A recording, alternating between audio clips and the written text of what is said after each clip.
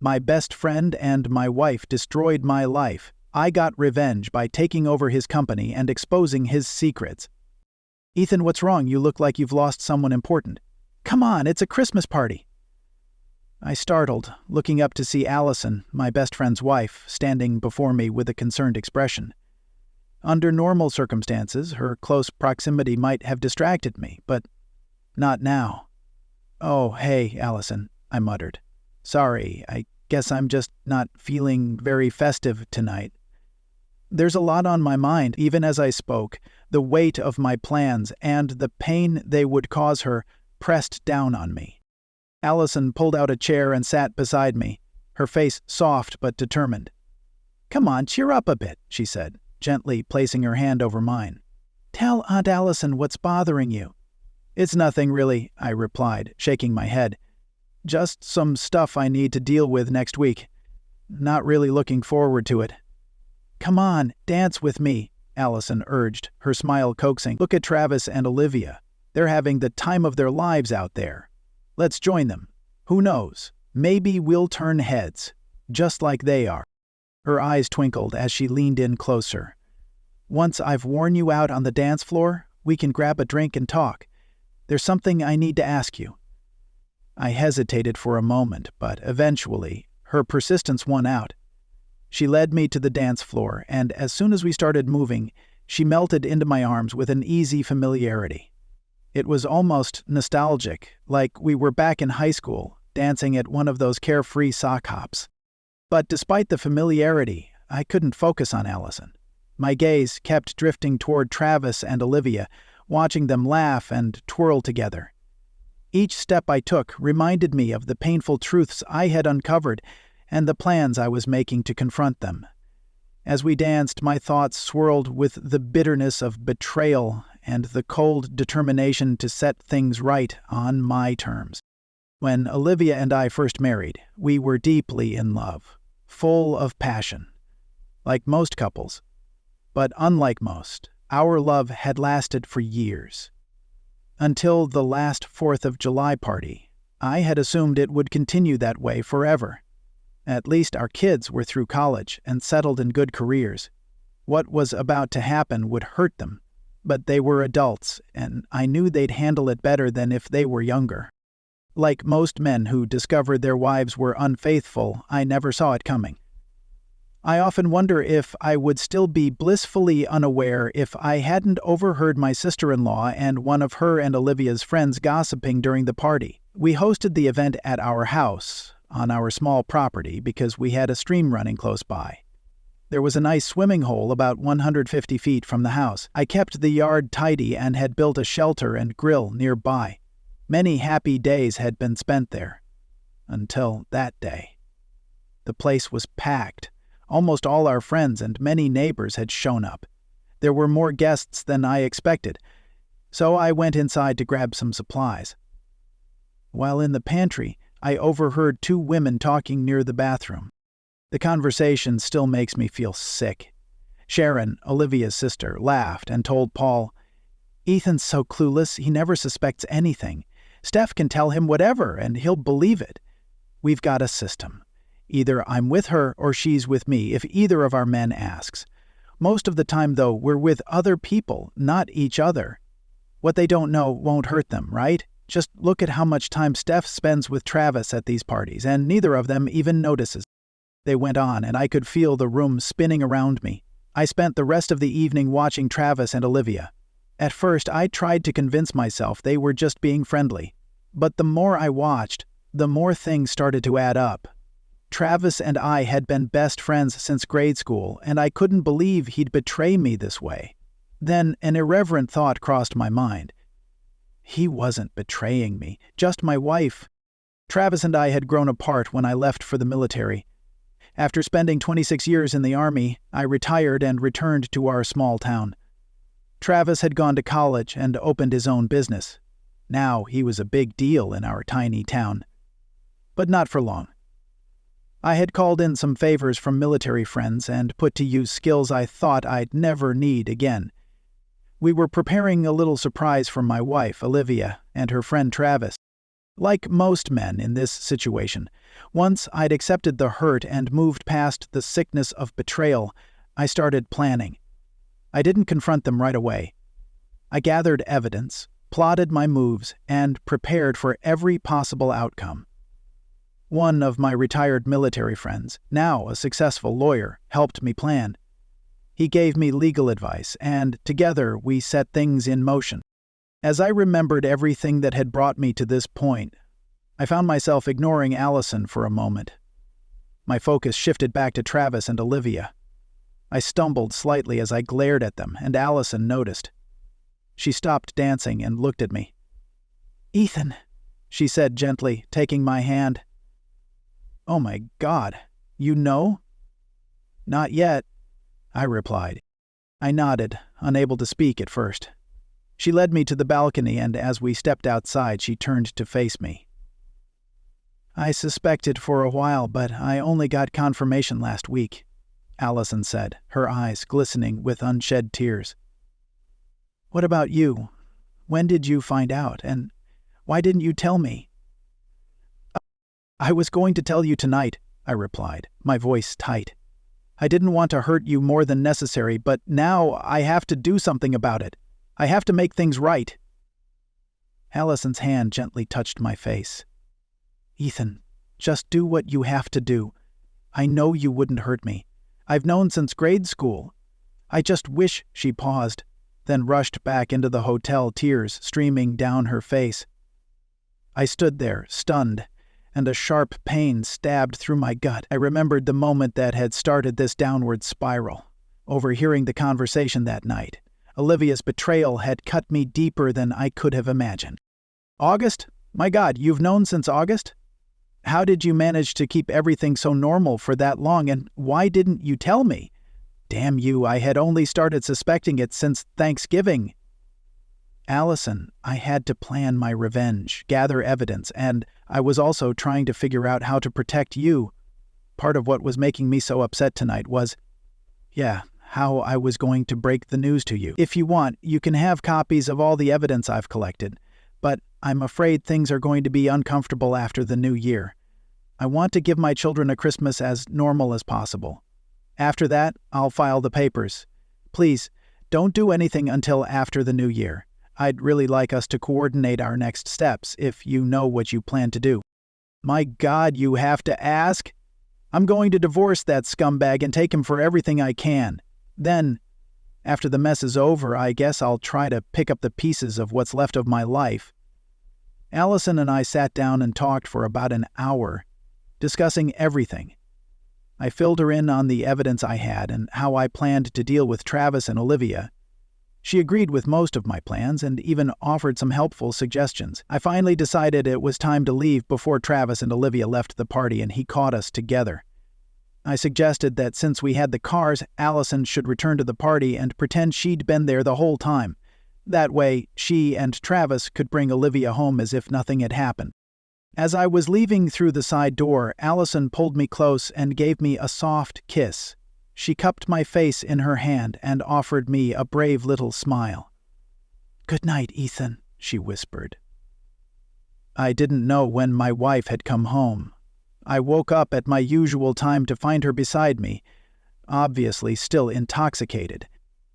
Anger surged inside me again, and I stormed out of the room, grabbing my clothes to get dressed in the kitchen while the coffee brewed. A month, just one more month, and I could begin to repay my wife and friend for the pain they'd caused Allison and me. The thought of it was almost unbearable. I wanted to make them pay so badly. Finally, the day of the annual shareholders' meeting at Travis's company arrived. We had arranged for everyone who previously owned shares to give a proxy to Travis, authorizing him to vote on their behalf. We then executed new proxies with a later date, allowing me to vote the shares at the meeting.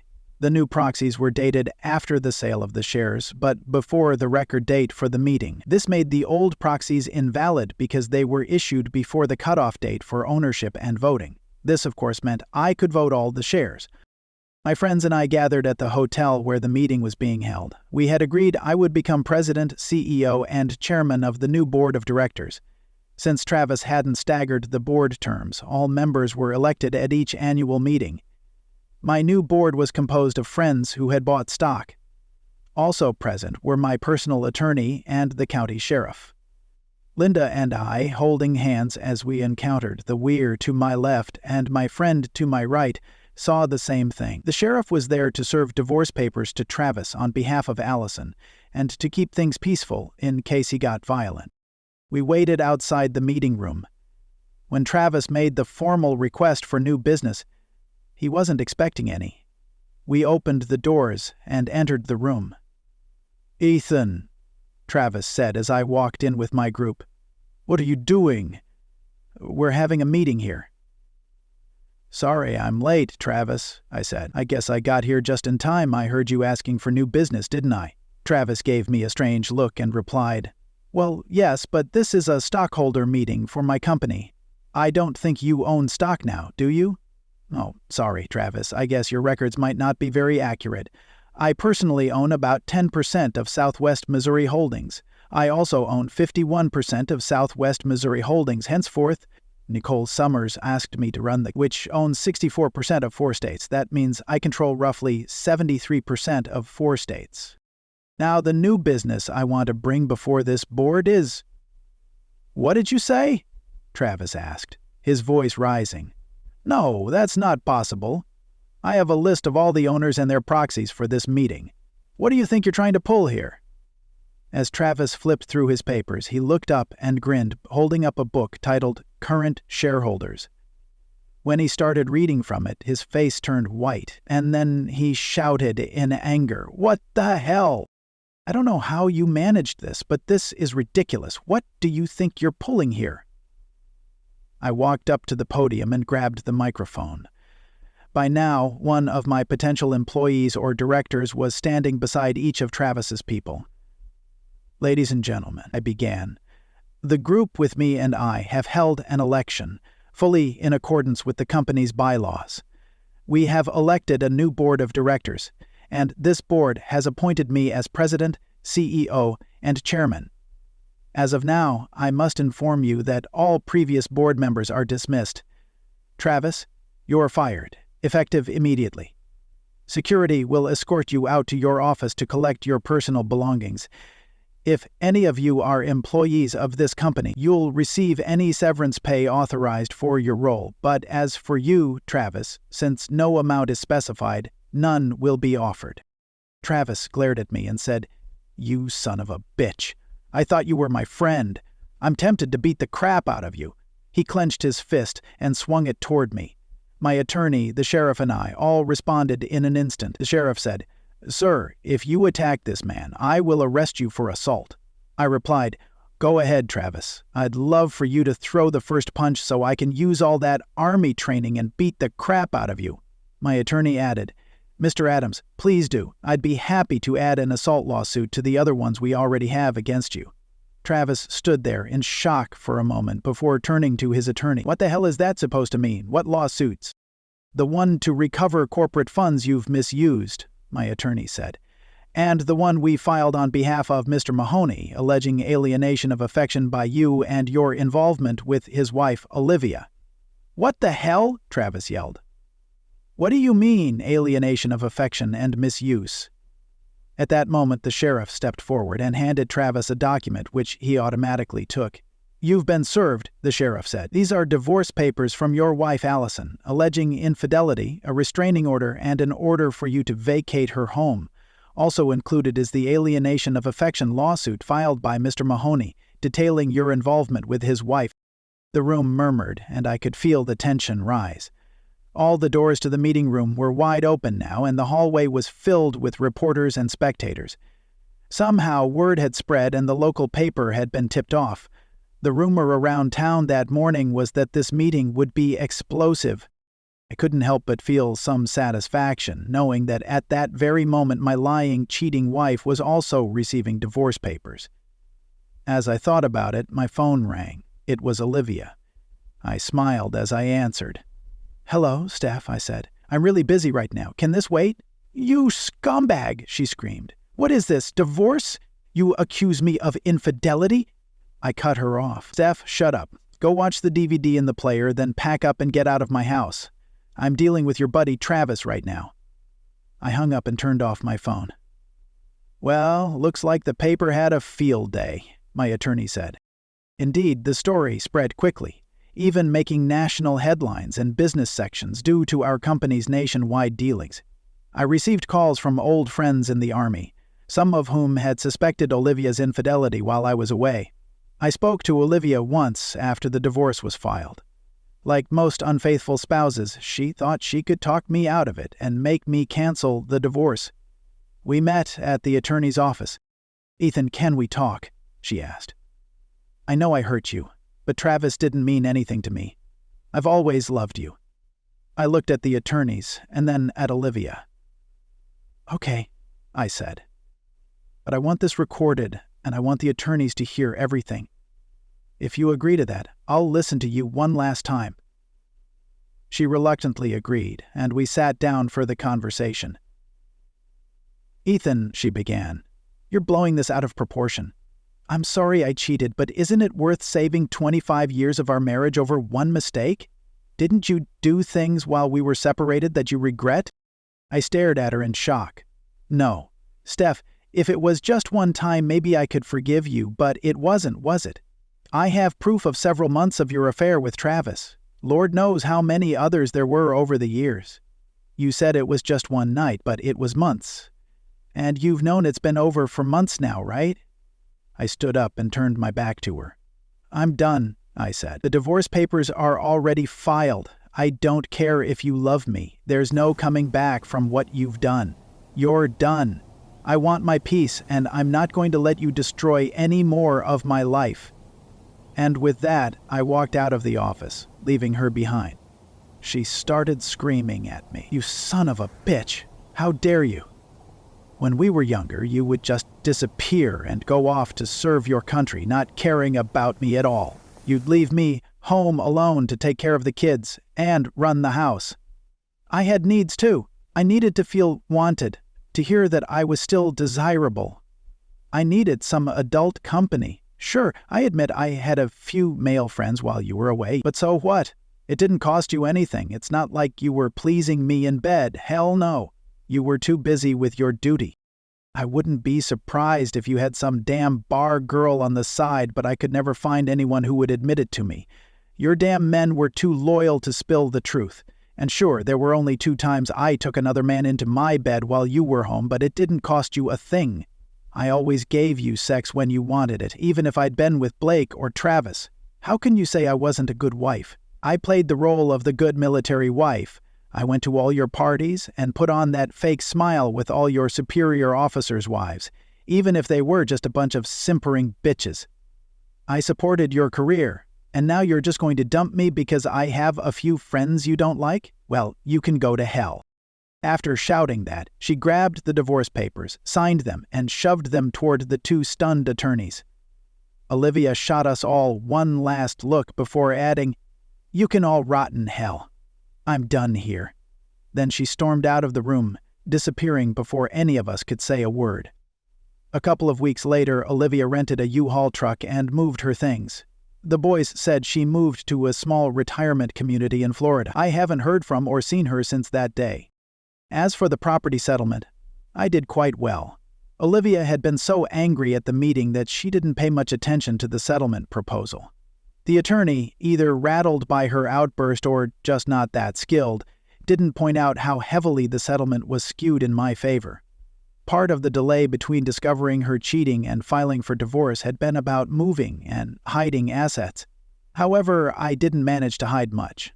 Fortunately, after we retired, Olivia didn't pay much attention to our finances, so it was easy to make the small adjustments I had made. She did get half of my pension and half of the brokerage account, but I managed to keep all the property and retained my stake in Travis's company. In the end, I kept over 80% of our assets. Despite that, Olivia was still able to live comfortably, but it was a lonely life. It seemed like her reputation followed her, and whenever she started getting serious with another man, he would always find out about her past indiscretions. I feel for her, but hey, wouldn't you want to know the truth too? As for the company, My friends and I orchestrated a buyout, taking it private so we could revamp the business. After some strategic improvements, we took it public again, reaping massive profits when the stock price soared. We brought in top-tier professional management and even got the company listed on the NYSE. After that, I stepped down and began a new chapter in my life with my wife, who, by the way, walked away with nearly all of Travis's company stock in the divorce and became quite wealthy after the public offering. As for Travis, life hasn't been as kind to him. Things got so uncomfortable for him here that he eventually packed up and moved about 100 miles away. Now he manages a small grocery store and rents a one-bedroom apartment in a low-income housing complex. It turns out revenge can be both sweet and profitable, especially when you outsmart a cheating spouse. Dear listeners, please share your thoughts in the comments below, and don't forget to like, share, and subscribe.